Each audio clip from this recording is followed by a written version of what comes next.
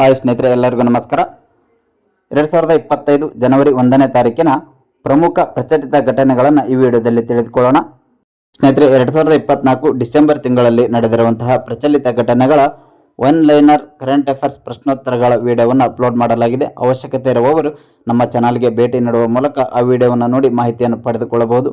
ಹಾಗೂ ಇದೇ ರೀತಿಯಾಗಿ ಪ್ರಚಲಿತ ಘಟನೆಗಳು ಹಾಗೂ ಹೊಸದಾಗಿ ನೋಟಿಫಿಕೇಶನ್ ಆಗುವ ಉದ್ಯೋಗ ಮಾಹಿತಿಗಾಗಿ ನಮ್ಮ ಚಾನಲ್ ಸಬ್ಸ್ಕ್ರೈಬ್ ಮಾಡಿಕೊಂಡು ಬೆಲ್ ಐಕಾನ್ ಬಟನ್ ಒತ್ತಿ ಹಾಗೂ ತಪ್ಪದೇ ಈ ವಿಡಿಯೋವನ್ನು ನಿಮ್ಮ ಸ್ನೇಹಿತರಿಗೂ ಕೂಡ ಶೇರ್ ಮಾಡಿ. ಓಕೆ ಸ್ನೇಹಿತರೆ, ಮೊದಲನೇದಾಗಿ ನೋಡುವುದಾದರೆ ಭಾರತದ ಮೊದಲ ಸಮುದ್ರದ ಮೇಲಿನ ಗಾಜಿನ ಸೇತುವೆಯನ್ನು ಎಲ್ಲಿ ಉದ್ಘಾಟಿಸಲಾಯಿತು ಅಂತೇಳಿ ಪ್ರಶ್ನೆ ಇದೆ. ಇದಕ್ಕೆ ಸರಿಯಾದ ಉತ್ತರ ತಮಿಳುನಾಡಿನ ಕನ್ಯಾಕುಮಾರಿ. ಸ್ನೇಹಿತರೆ, ಈ ಸೇತುವೆಯು 77 ಮೀಟರ್ ಉದ್ದ ಮತ್ತು 10 ಮೀಟರ್ ಅಗಲ ಹೊಂದಿದೆ.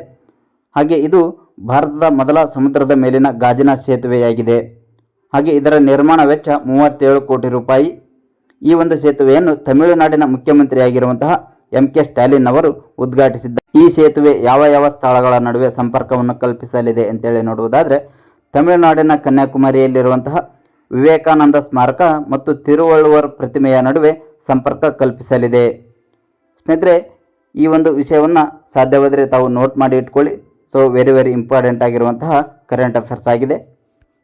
ಓಕೆ, ನೆಕ್ಸ್ಟ್ ಒಂದು ವೆರಿ ಇಂಪಾರ್ಟೆಂಟ್ ಆಗಿರುವಂತಹ ಪ್ರಶ್ನೆಯನ್ನು ನೋಡುವುದಾದರೆ NHRC ಅಂದರೆ ನ್ಯಾಷನಲ್ ಹ್ಯೂಮನ್ ರೈಟ್ಸ್ ಕಮಿಷನ್ ಅಂತೇಳಿ, ರಾಷ್ಟ್ರೀಯ ಮಾನವ ಹಕ್ಕುಗಳ ಆಯೋಗ, ಇದರ ವಿಸ್ತೃತ ರೂಪವನ್ನು ಹಲವಾರು ಬಾರಿ ಪ್ರಶ್ನೆಯನ್ನು ಕೇಳಲಾಗಿದೆ. ಸೊ ಹಾಗಾಗಿ ನೆನ್ಪಿಟ್ಕೊಳ್ಳಿ.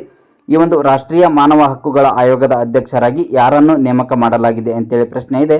ಇದಕ್ಕೆ ಸರಿಯಾದ ಉತ್ತರ ವಿ ರಾಮಸುಬ್ರಮಣಿಯನ್ ಅಂತೇಳಿ. ಸ್ನೇಹಿತರೆ, ರಾಷ್ಟ್ರೀಯ ಮಾನವ ಹಕ್ಕುಗಳ ಹೊಸ ಅಧ್ಯಕ್ಷರನ್ನಾಗಿ ಸುಪ್ರೀಂ ಕೋರ್ಟ್ನ ಮಾಜಿ ನ್ಯಾಯಾಧೀಶರಾಗಿರುವಂತಹ ನ್ಯಾಯಮೂರ್ತಿ ವಿ ಸುಬ್ರಮಣಿಯನ್ ಅವರನ್ನು ನೇಮಕ ಮಾಡಲಾಗಿದೆ. ಇದು ಭಾರತದಲ್ಲಿ ಮಾನವ ಹಕ್ಕುಗಳ ರಕ್ಷಣೆ ಮತ್ತು ಉತ್ತೇಜನಕ್ಕಾಗಿ ಸ್ಥಾಪಿಸಲಾದಂತಹ ಒಂದು ಶಾಸನಬದ್ಧ ಸಂಸ್ಥೆಯಾಗಿದೆ. ಇದು ಸ್ಥಾಪನೆಯಾದ ದಿನಾಂಕ 1993 ಅಕ್ಟೋಬರ್ 12ರಂದು ಸ್ಥಾಪಿಸಲಾಗಿದೆ. ಇದರ ಕೇಂದ್ರ ಕಚೇರಿ ಎಲ್ಲಿದೆ ಅಂದರೆ ನವದೆಹಲಿಯಲ್ಲಿದೆ. ಇದು ದೇಶದಲ್ಲಿ ಮಾನವ ಹಕ್ಕುಗಳ ವಾಚ್ ಡಾಗ್ ಆಗಿ ಕಾರ್ಯನಿರ್ವಹಿಸುತ್ತದೆ ಅನ್ನುವಂಥದ್ದು ಇಂಪಾರ್ಟೆಂಟ್ ಆಗಿರುವಂತಹ ಅಂಶ ಆಗಿದೆ.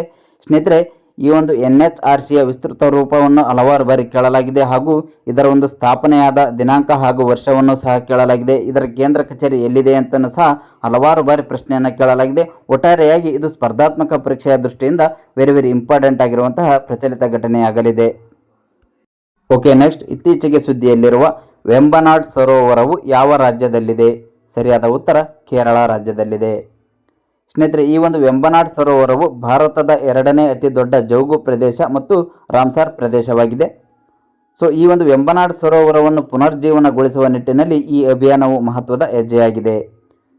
ಈ ಒಂದು ವೆಂಬನಾಡ್ ಸರೋವರದಲ್ಲಿ ಪ್ರತಿ ವರ್ಷ ನಡೆಯುವಂತಹ ನೆಹರು ಟ್ರೋಫಿ ಬೋಟ್ ರೇಸ್ ಅನ್ನು ನಡೆಸಲಾಗುತ್ತದೆ.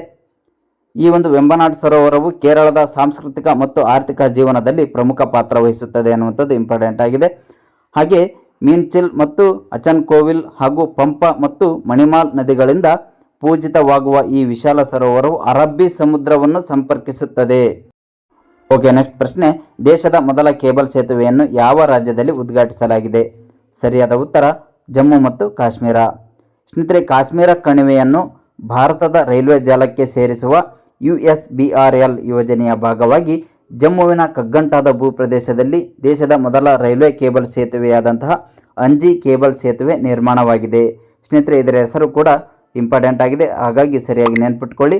ಅಂಜಿ ಕೇಬಲ್ ಸೇತುವೆ ಇದು ಉಧಾಂಪುರ, ಶ್ರೀನಗರ ಹಾಗೂ ಬಾರಾಮುಲ್ಲಾ ರೈಲ್ವೆ ಮಾರ್ಗದ 111 ಕಿಲೋಮೀಟರ್ ಉದ್ದದ ಕಟ್ರಾ ಮತ್ತು ಬನಿಹಾಲ್ ನಡುವೆ ಮತ್ತು ರೆಯಾಜಿ ಹಾಗೂ ಕಟ್ಟಾ ನಿಲ್ದಾಣಗಳ ನಡುವೆ ಈ ದೈತ್ಯ ಸೇತುವೆ ನಿರ್ಮಾಣವಾಗಿದೆ.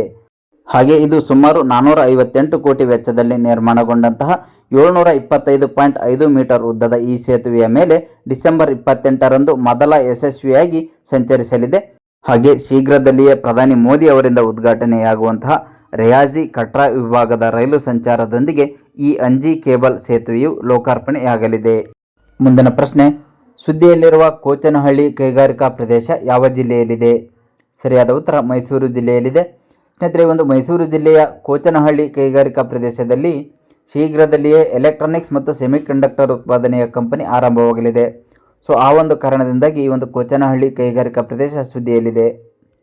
ಮುಂದಿನ ಪ್ರಶ್ನೆ, ಸುದ್ದಿಯಲ್ಲಿರುವ ಯಾದಗಿರಿ ಕೋಟೆ ಯಾವ ರಾಜ್ಯದಲ್ಲಿದೆ ಅಂತೇಳಿ ಪ್ರಶ್ನೆ ಇದೆ. ಸರಿಯಾದ ಉತ್ತರ ಕರ್ನಾಟಕ. ಸ್ನೇಹಿತರೆ, ಕರ್ನಾಟಕ ಸರ್ಕಾರವು ರಾಜ್ಯದ ಪ್ರವಾಸೋದ್ಯಮವನ್ನು ಉತ್ತೇಜಿಸುವ ನಿಟ್ಟಿನಲ್ಲಿ ಒಂದು ಜಿಲ್ಲೆ ಒಂದು ತಾಣ ಯೋಜನೆಯ ಅಡಿ ಯಾದಗಿರಿ ಕೋಟೆಯನ್ನು ಅಭಿವೃದ್ಧಿಪಡಿಸಲು 100 ಕೋಟಿ ಅನುದಾನವನ್ನು ಘೋಷಿಸಿದೆ. ಸೊ ಕರ್ನಾಟಕದ ಯಾದಗಿರಿ ಜಿಲ್ಲೆಯಲ್ಲಿ ನೆಲೆಗೊಂಡಿರುವಂತಹ ಈ ಒಂದು ಕೋಟೆಯನ್ನು ಒಂದು ದೊಡ್ಡ ಏಕಶಿಲೆಯ ಮೇಲೆ ನಿರ್ಮಿಸಲಾಗಿದ್ದು, ಇದು ಸುಮಾರು 850 ಮೀಟರ್ ಉದ್ದ, 500 ಮೀಟರ್ ಅಗಲ ಹಾಗೂ 100 ಮೀಟರ್ ಎತ್ತರವನ್ನು ಹೊಂದಿದೆ. ಈ ಕೋಟೆಯಲ್ಲಿ ಕಲ್ಯಾಣಿ ಚಾಲುಕ್ಯರು, ಯಾದವರು ಹಾಗೂ ಬಹುಮನಿ ಸುಲ್ತಾನರು ಸೇರಿದಂತೆ ವಿವಿಧ ರಾಜವಂಶಗಳ ಕಾಲದ ಶಾಸನಗಳು ದೊರೆತಿವೆ.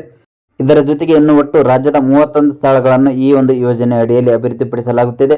ಅವುಗಳ ಬಗ್ಗೆ ನೋಡುವುದಾದರೆ ಬಾಗಲಕೋಟೆಯ ಬಾದಾಮಿ ಗುಹೆ ಮಂದಿರ, ಬಳ್ಳಾರಿಯ ಹಂಪಿ, ಬೆಳಗಾವಿಯ ಗೋಕಾಕ್ ಜಲಪಾತ, ಬೀದರ್ ಕೋಟೆ, ಚಾಮರಾಜನಗರದ ಬಂಡೀಪುರ ರಾಷ್ಟ್ರೀಯ ಉದ್ಯಾನ, ಚಿತ್ರದುರ್ಗದ ಕೋಟೆ, ದಕ್ಷಿಣ ಕನ್ನಡದ ಮಂಗಳಾದೇವಿ ದೇವಸ್ಥಾನ, ದಾವಣಗೆರೆಯ ಕುಂಡವಾಡ ಕೆರೆ ಹಾಗೂ ಧಾರವಾಡದ ಪುಣ್ಯೇಶ್ವರಿ ದೇವಸ್ಥಾನ, ಗದಗದ ಲಕ್ಕುಂಡಿ ಹಾಗೂ ಇತರೆ ಪ್ರಮುಖ 31 ಸ್ಥಳಗಳನ್ನು ಈ ಒಂದು ಯೋಜನೆ ಅಡಿಯಲ್ಲಿ ಅಭಿವೃದ್ಧಿಪಡಿಸಲಾಗುತ್ತದೆ.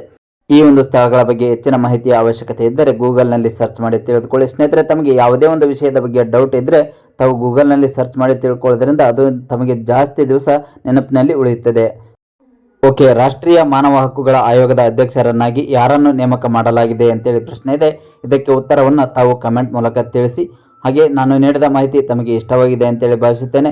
ಇದರ ಒಂದು PDF ತಮಗೆ ಅವಶ್ಯಕತೆ ಇದ್ದರೆ ನಮ್ಮ ಟೆಲಿಗ್ರಾಮ್ ಗ್ರೂಪನ್ನು ಜಾಯ್ನ್ ಆಗಿ, ಲಿಂಕನ್ನು ಈ ವಿಡಿಯೋದ ಡಿಸ್ಕ್ರಿಪ್ಷನ್ನಲ್ಲಿ ಕೊಟ್ಟಿರ್ತೇನೆ. ಹಾಗೆ ತಮಗೆ ಅವಶ್ಯಕತೆ ಇದ್ದರೆ ಈ ಒಂದು ಮಾಹಿತಿಯನ್ನು ನೋಟ್ಸ್ ಮಾಡಿ ಇಟ್ಕೊಳ್ಳಿ. ಯಾಕೆಂದರೆ ನೋಟ್ಸ್ ಮಾಡಿ ಇಟ್ಕೊಳ್ಳೋದ್ರಿಂದ ಜಾಸ್ತಿ ದಿನ ನೆನಪಿನಲ್ಲಿ ಉಳಿಯುತ್ತದೆ. ಹಾಗೆ ನಾನು ನೀಡಿದ ಮಾಹಿತಿ ತಮಗೆ ಇಷ್ಟವಾಗಿದೆ ಅಂತೇಳಿ ಭಾವಿಸ್ತೇನೆ. ಮಾಹಿತಿ ಇಷ್ಟವಾಗಿದ್ದರೆ ವಿಡಿಯೋಗೆ ಲೈಕ್ ಮಾಡಿ ಹಾಗೂ ಈ ಒಂದು ಉಪಯುಕ್ತ ಮಾಹಿತಿಯನ್ನು ನಿಮ್ಮ ಸ್ನೇಹಿತರಿಗೂ ಕೂಡ ಶೇರ್ ಮಾಡಿ. ಹಾಗೆ ಈ ವಿಡಿಯೋವನ್ನು ಕೊನೆ ತನಕ ವೀಕ್ಷಿಸಿದ್ದಕ್ಕಾಗಿ ತಮಗೆ ಧನ್ಯವಾದಗಳು.